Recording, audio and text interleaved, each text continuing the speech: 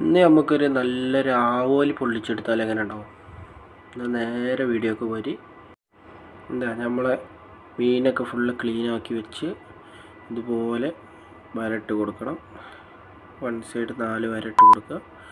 അതുപോലെ ഓപ്പോസിറ്റ് സൈഡും 4 വരട്ട് കൊടുക്കുക. ഇത് ഏകദേശം ഒരു 1/2 കിലോൻ്റെ മീനാണ് എടുത്തിട്ടുള്ളത്. മീനിനനുസരിച്ച് അത്രയും വരട്ട് കൊടുക്കുക. മസാല ഇട്ട് കൊടുക്കുക. മഞ്ഞൾപ്പൊടി 1/2 ടീസ്പൂൺ, ഗരം മസാല ഒരു 1/4 ടീസ്പൂൺ,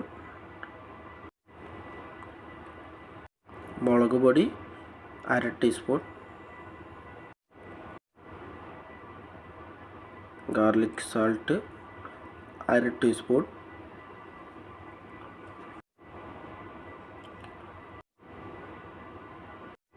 ആവശ്യത്തിന് ഉപ്പിട്ട് കൊടുക്കുക.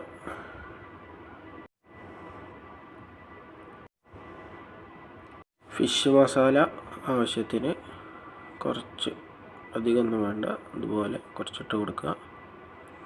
നമുക്ക് കുറച്ച് വിനീഗർ ഒഴിച്ച് കൊടുക്കണം. ഇത് ആവശ്യത്തിന് മതി. മസാല എത്രത്തോളം. ചപ്പ്, ഇഞ്ചി, വെളുത്തുള്ളി ചതച്ചത്, ഇതൊന്ന് മിക്സ് ചെയ്ത് കൊടുക്കുക. കൈ കൊണ്ട് തന്നെ മിക്സ് ചെയ്യണം ഏറ്റവും നല്ലത്. ഇതുപോലെ നല്ല മിക്സായി വന്നതിന് ശേഷം ഇത്രയും നമ്മൾ മീനും ഇതുപോലെ തേച്ച് കൊടുക്കുക. നല്ല അടിപൊളിയായിട്ട് തേച്ച് കൊടുക്കണം. വരഞ്ഞ സ്ഥലത്ത് വരഞ്ഞ ഗ്യാപ്പിലൊക്കെ ഇതുപോലെ തേച്ച് കൊടുക്കുക.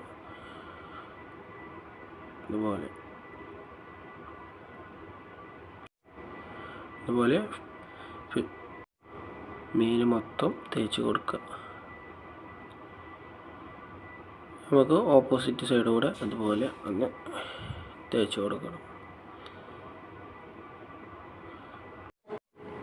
ഇപ്പോൾ ഫുള്ള് തേച്ചിട്ടുണ്ട്. ഈ മീനായതുകൊണ്ട് തന്നെ നല്ല ടേസ്റ്റുള്ള മീൻ. ഏകദേശം 2 സൈഡും ഫുള്ള് നമ്മൾ മസാല തേച്ചിട്ടുണ്ട്. ഇനി ഇതിൻ്റെ സെൻറ്റർ ഒന്ന് പൊളിച്ച് കൊടുക്കുക. അതുപോലെ അവിടെ ഇതിൻ്റെ ഉൾഭാഗം ഇതുപോലെ മസാല തേച്ച് കൊടുക്കണം.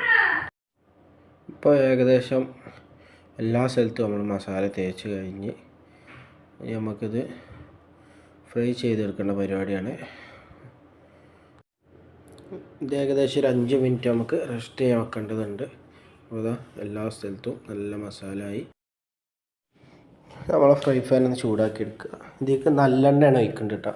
അതുകൊണ്ട് തന്നെ കളറ് ചെറുതായിട്ട് മാറ്റം ഉണ്ടാവും. ഏകദേശം 5 മിനിറ്റ് കഴിഞ്ഞ് ഫിഷ് നല്ലപോലെ മസാല പിടിച്ചിട്ടുണ്ട്. ഇത് നമുക്കിനി ഒരു 2 കറിവേപ്പില വെച്ച് കൊടുക്കുക. അടിയിൽ പിടിക്കാതിരിക്കാനാണ്. ഓക്കെ, നമുക്ക് ഫിഷ് വെച്ച് കൊടുക്കാം. ബിസ്മില്ലാ. ഓക്കെ, ഒന്ന് മറിച്ചിട്ട് കൊടുക്കുക. ഇത് വലിയ മീനായതുകൊണ്ട് ചട്ടകം കൊണ്ടൊന്നും ഇതുപോലെ മറിക്കാൻ കഴിയൂല. അതുകൊണ്ട് ഒരു പ്ലക്കറും ഒരു സ്പൂൺ വെച്ചിട്ടാണ് നമ്മൾ മറിച്ചെടുത്തത്. ഇപ്പോൾ ഏകദേശം ഇതായിട്ടുണ്ട്. അപ്പോൾ നമുക്കൊരു പാത്രം വെച്ച് കൊടുത്തിട്ട് അധികം മറിച്ച് കൊടുത്താൽ മതി. ഫിഷ് പൊട്ടാതെ ഇതുപോലെ കിട്ടും. മാഷാ അല്ലാഹ്. അപ്പോൾ അങ്ങനെ നമ്മൾ അടിപൊളിയായിട്ട് ഫിഷ് റെഡിയാണ്.